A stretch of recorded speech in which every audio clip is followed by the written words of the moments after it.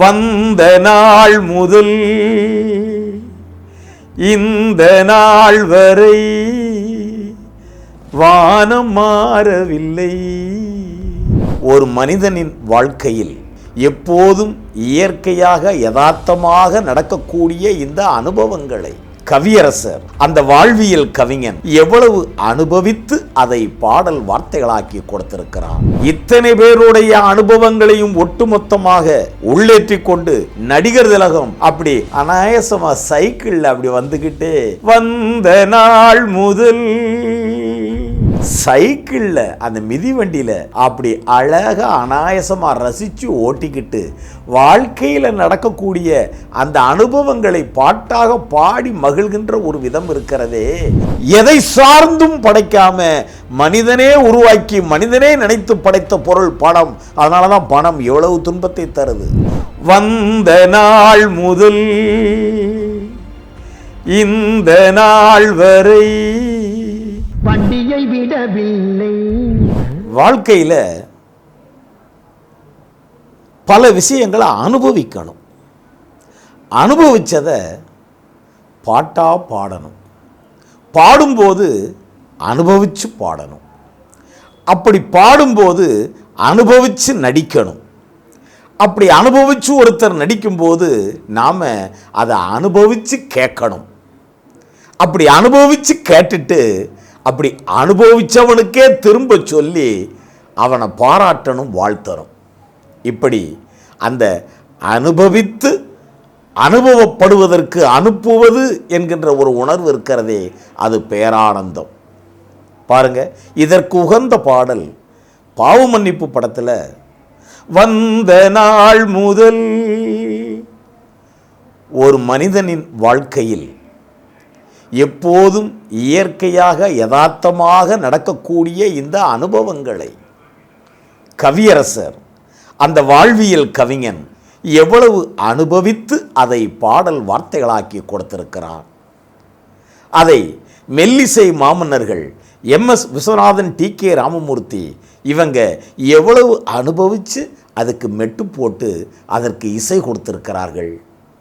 அதற்கு குரலூட்டிய தெய்வ குரலோன் TM சௌந்தரராஜன் அந்த அனுபவத்தை எவ்வளவு அனுபவித்து, ஆஹா, கண்ணதாசன் எழுதினதெல்லாம் உண்மைதான், வாழ்க்கையில் ஒவ்வொரு மனிதனும் இந்த அனுபவத்திலிருந்து தப்பவே முடியாது, அதையெல்லாம் பாடலாக்கி அந்த வாய்ப்பு, அதை பாடுகின்ற வாய்ப்பு நமக்கு கிடைச்சிருக்குன்னு சொல்லி TMS அனுபவித்து பாடுகிற விதம், இத்தனை பேருடைய அனுபவங்களையும் ஒட்டுமொத்தமாக உள்ளேற்றி கொண்டு நடிகர் திலகம் அப்படி அனாயசமா சைக்கிள்ல அப்படி வந்துகிட்டே வந்த நாள் முதல். பாருங்க, சைக்கிளில் சென்று கொண்டே பாடுவது என்பது அது ஒரு சுகானுபவம் அல்லவா?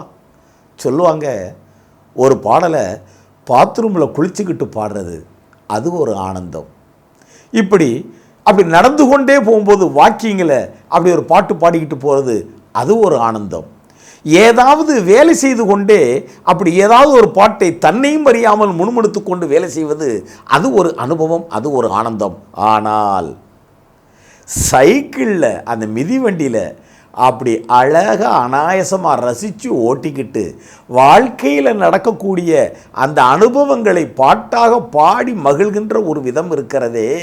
பாவ மன்னிப்பு படத்தில் இந்த வந்த நாள் முதல் இந்த நாள் வரை இந்த பாட்டை சிவாஜி சார் அப்படி அனுபவிச்சுக்கிட்டே அந்த சைக்கிளில் என்ன அழகாக பாடிட்டு போகிறாரு.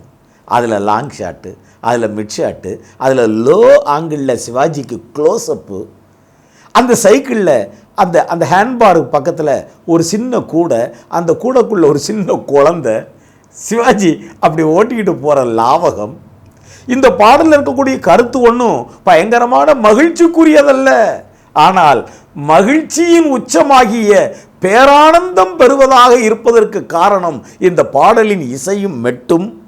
அந்த பாடலுக்குள் இருக்கும் கருத்து மானுட வாழ்வில் அன்றாடம் இது சரிதான், இது தவறுதான் என்று தெரிந்தே மனிதர்கள் கடைப்பிடித்திருக்கும் விதம், அதை அப்படியே பாடல் சாராக்கி கொடுத்தார்கள்.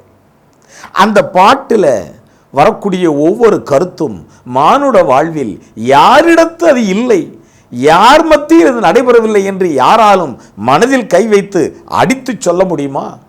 கண்ணதாசன் வாழ்வியல் கவிஞன், உணர்வுபூர்வமான கவிஞன். மெல்லிசை மாமன்னர்கள் வாழ்வியல் அனுபவபூர்வமான இசையமைப்பாளர்கள். டி.எம். சௌந்தரராஜன் அனுபவத்திற்கே அனுபவம் கொடுக்கக்கூடிய குரல் கொடுக்கக்கூடியவர். நடிகர் திலகம் அனுபவத்தையே நடிப்பாக்கி நடிப்பை அனுபவமாக நாம் அனுபவிக்க கொடுப்பதில் வல்லவர் அவர். இவர்கள் இணைந்த பாடல் ஏதோ எனக்கு சுமாராகத்தான் பாடத் தெரியும், ஆனாலும் நான் பாடும்போது உங்களுக்கு தேவையான உணர்வை கொடுக்க எனக்கு தெரியும். அந்த நம்பிக்கை எனக்கு இருக்கிறது. இது எதுவுமே உங்களுக்கு தெரியாதது இல்லை. வாழ்க்கையில் இன்னொரு அனுபவம் என்ன தெரியுமா? உங்களுக்கு ஏற்கனவே தெரிந்ததை, இந்த பாடலில் பொதிந்திருக்கும் அனைத்து உணர்வுகளும் உங்களுக்கு தெரிந்தது தான். ஆனாலும் அதை நான் திரும்ப சொல்லும்போது அதில் எவ்வளவு அனாயாசமான ஆனந்தம் இருக்கிறது என்று உங்களுக்கும் தெரியும், எனக்கும் தெரியும். பாருங்க, இதை நான் சொல்லும்போது பாவ மன்னிப்பு படத்தில் நடிகர் திலகம் அந்த சைக்கிளில் போய்கிட்டு இருக்கிறத நினச்சிக்கோங்க. இல்லைன்னா நீங்கள் ஒவ்வொருத்தரும் அந்த சைக்கிளில் போய்கிட்டு இருக்கிறத நினச்சிக்கோங்க. நீங்களே நடிகர் திலகத்துக்கு பதிலாக இந்த பாடலை அப்படி பாடிட்டு போகிறதா நினச்சிக்கோங்க. அந்த பாடலுக்குள்ளே என்ன கருத்து வருதுங்கிறதையும் அப்படியே கிரகிச்சுக்கோங்க. வந்த நாள் முதல் இந்த நாள் வரை வானம் மாறவில்லை, வான்மதியும் மீனும் கடல் காற்றும் மலரும் மண்ணும் கொடியும் சோலையும் நதியும் மாறவில்லை. ஆனால் மனிதன் மாறிவிட்டான், மதத்தில் ஏறிவிட்டான். ஓ ஓ நாம் அனுபவிப்பதற்காக கொடுக்கப்பட்ட அந்த ஹம்மிங் தான். ஓ ஓ அதுவும் மனிதன் மாறவே இல்லை, மதத்தில் ஏறிவிட்டான். எப்படி மனிதன் மாறாமல் எவையவற்றில் நிலையாயிருக்கிறான்? நிலை மாறினால் குணம் மாறுவான், பொய் நீதியும் நேர்மையும் பேசுவான், தீனும் ஜாதியும் பேதமும் கூறுவான், அதுவே தன் விதி என்றோதுவான். மனிதன் மாறிவிட்டான், மனிதன் மாறிவிட்டான். ஓய் ஓய். அடுத்து கொண்டு வரார் கண்ணதாசன். கண்ணதாசனும் ஒரு விஞ்ஞானி தான். எத்தனையோ விஞ்ஞானத்தை அடிப்படையாக கொடுத்து மெய்ஞானத்தில் விஞ்ஞானத்தை உள்ளிறக்கி அவர் கொடுக்கின்ற இந்த அனுபவ சாற்றை பாருங்கள். பறவையை கண்டான்,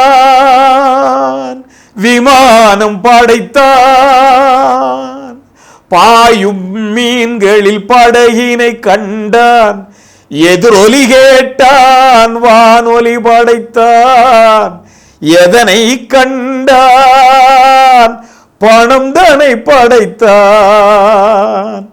இதுக்கு மேலே எப்படிங்க ஒரு விஷயத்தை கன்வே பண்ண முடியும்? பறவை பார்க்கிறான் மனிதன், விமானத்தை படைக்கிறான், பாயும் மீன்களில் படகினை பார்க்கிறான், எதிரொலியை கேட்கிறான், வானொலியை படைக்கிறான். ஆனால் எந்த இன்ஸ்பிரேஷனில் மனுஷன் துட்ட படைச்சான்? ஒரு படத்தில் எம்.ஆர். ராதா சொன்ன மாதிரி, அக்கா மனுஷன்தான் துட்ட படைச்சான், துட்டு மனுஷனை படைக்கலை. அப்படியெல்லாம் பணத்தை பற்றி பல தகவல் படைத்த நாமே கொடுக்கிற அளவுக்கு எத்தனை வசனங்கள், எத்தனை பாடல்கள். எதனை கண்டான், பணம் தானை படைத்தான். இறைவன் கொடுத்த எதையுமே பார்க்காம, எதிலையுமே இன்ஸ்பிரேஷன் ஆகாம, எதை சார்ந்தும் படைக்காம மனிதனே உருவாக்கி மனிதனே நினைத்து படைத்த பொருள் பணம். அதனால தான் பணம் எவ்வளவு துன்பத்தை தருது, எப்படியெல்லாம் மாத்துது. இன்பமும் காதலும் இயற்கையின் நியதி, ஏற்ற தாழ்வுகள் மனிதனின் ஜாதி, பாரில் இயற்கை படைத்ததையெல்லாம் பாவி மனிதன் பிரித்து வைத்தானே. இந்த பார்ல இயற்கை படைத்ததையெல்லாம் இந்த பாவி மனிதன்தான் பிரித்து வைத்திருக்கிறான். இதற்கு அடிப்படை காரணம் அவன் இறைவன் கொடுத்த எதையும் பார்த்து அது சாராமல் மனிதனே தன் கற்பனையில் முழு வடிவமாக இவனே படைத்ததனால், அந்த பணத்தை படைத்ததனால் அதனுடைய விளைவு முடிவில் நெட் ரிசல்ட் இன்பமும் காதலும் இயற்கையின் நியதி, ஏற்ற தாழ்வுகள் மனிதனின் ஜாதி, பாரில் இயற்கை படைத்ததையெல்லாம் பாவி மனிதன் பிரித்து வைத்தானே. மனிதன் மாறிவிட்டான், மதத்தில் ஏறிவிட்டான், பணத்தில் மிதந்து விட்டான். மதமும் பணமும் மனிதன் கண்டுபிடித்தவை. அதனால் மனிதனிடம் மாறா துயரத்தையும் அவைகளே கொடுத்து கொண்டிருக்கின்றன. நாம் வாழ்க்கையில் செய்கின்ற பாவத்திற்கெல்லாம் மன்னிப்பு பெற இந்த பாடலை நினைத்து நினைத்து உருகி மதத்திலிருந்தும் பணத்திலிருந்தும் நம்மை நாமே விடுவித்துக் கொள்வது ஒன்றுதான் வழி என்று அவர்கள் அறிவுறுத்தினார்கள். இது ஏற்கனவே நமக்கு தெரிந்ததுதான். இருந்தாலும் மீண்டும் தெரிந்து கொள்ள சொல்வதற்கு ஒரு சந்தர்ப்பம் என்று எண்ணி இதை கூறினேன். நண்பர்களே, நன்றியுடன் உங்கள் தோழர் எல்வி ஆதவன்.